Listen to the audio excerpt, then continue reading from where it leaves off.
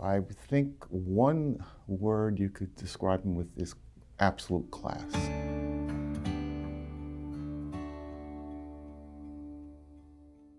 Dr. Mahmood, to me, is a very special person. He's been a very personal friend, but I would describe him as a model physician. He's been a mentor to me and all my colleagues. I call him the godfather or the elder statesman of urology.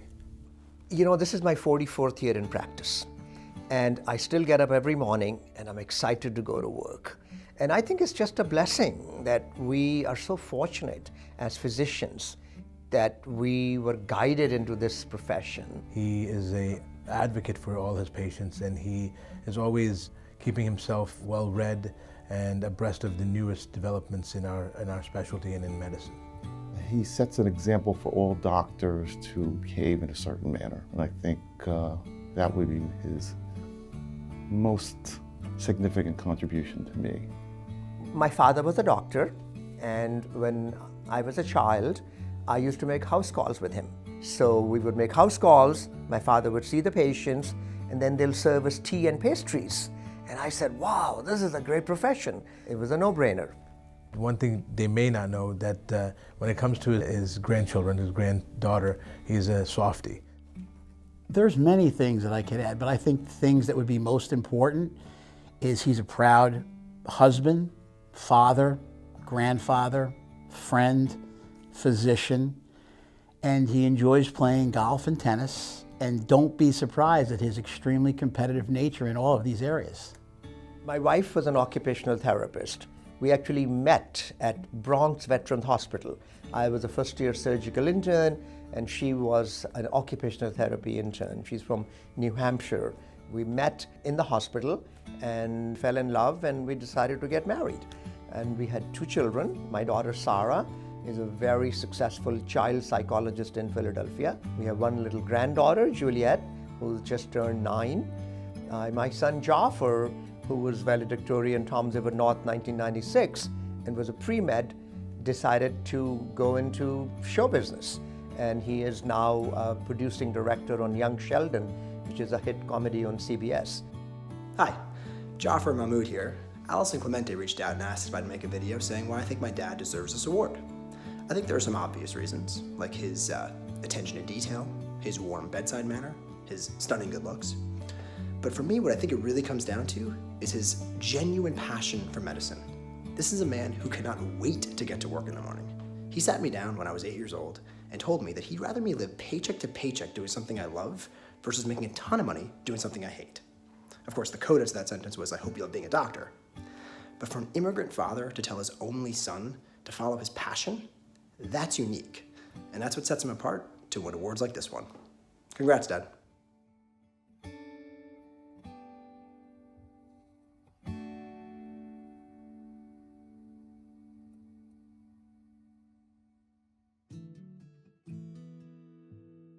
Hello, my name is Rick Palomari, and I'm the Vice President for Development of the Community Medical Center Foundation. I am so pleased that tonight we are presenting Community Medical Center's first Emerging Leader Award to Heather Barberi, the Executive Director of the J. and Linda Grunin Foundation. About 3 years ago, one of our board members thought it was essential for the foundation to engage young people in our activities, as they are the future of any organization. He also felt there was a lack of networking opportunities for these young professionals in the area. We held our first networking event September of 2015, and about 15 people attended. Everyone there was very enthusiastic about the idea, and at our next networking event, we had over 40 young professionals from various businesses attend. Happily for us, many of them expressed an interest in getting involved in Community Medical Center, and the first meeting of the Young Professional Advisory Council was held in the fall of 2016. They continue to be active, sponsoring networking and fundraising events, and some of them are now trustees on the foundation board. When we first started, people asked what the criteria was to be considered a young professional, and at that time, the only criteria was to be younger than Jeremy Grunin. As you can see, I'm not younger than Jeremy. Hopefully young at heart. So it is really gratifying to see the commitment these very busy young people have shown. And I can tell you the future of this community will be in very good hands for years to come. About a year ago, we began discussing how to recognize these volunteers and decided to establish an Emerging Leader Award. As we talked with our council members, one name kept coming up over and over: Heather Barberi. I've had the pleasure of knowing Heather for many years and know she has always been very active in the community, with TD Bank, the Ocean County College Foundation, and now with the Jay and Linda Grunin Foundation. It was a great choice, and we were delighted when she accepted. I join all of you in congratulating Heather for all she has done, and I'm sure will continue to do for our community. Thank you.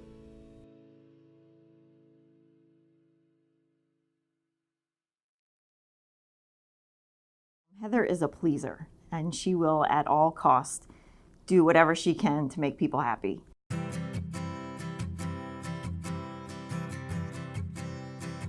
I fortunately was the chair of the screening committee from when we were looking for a new executive director, and Heather was one of the candidates that came before us.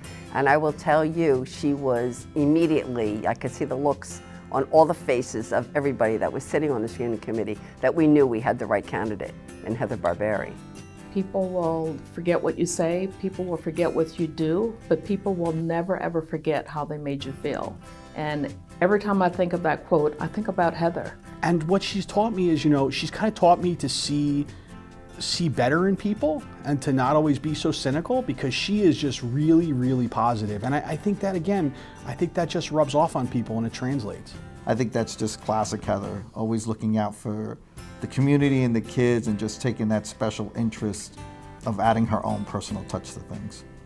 When you look at why you're so committed or what inspires you to give back, I think I have to take it back to the way I grew up and my family. I have a very large extended family. My dad's one of 10, my mom's one of 5.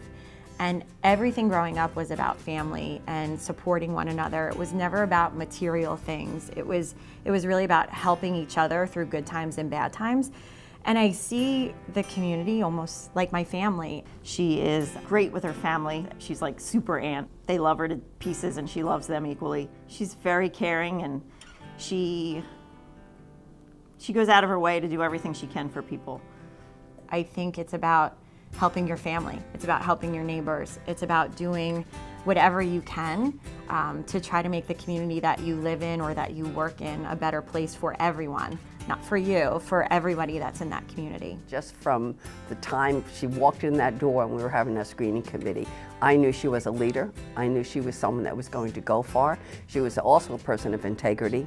And then there are the kind of leaders that are most successful. And those are the ones who you want to work for because you want them to succeed. And that's the kind of leader that Heather is. Everyone that she comes in contact with, she just makes an impact. I think Heather deserves the Emerging Leader Award because I think she typifies what every leader should strive to be.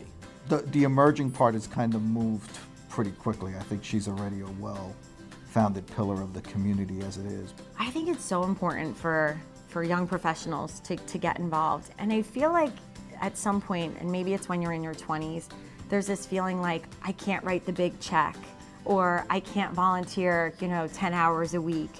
And I think we need to move beyond that because it's about the little things that you do. And I think it's about building a culture of giving back at a young age in your career.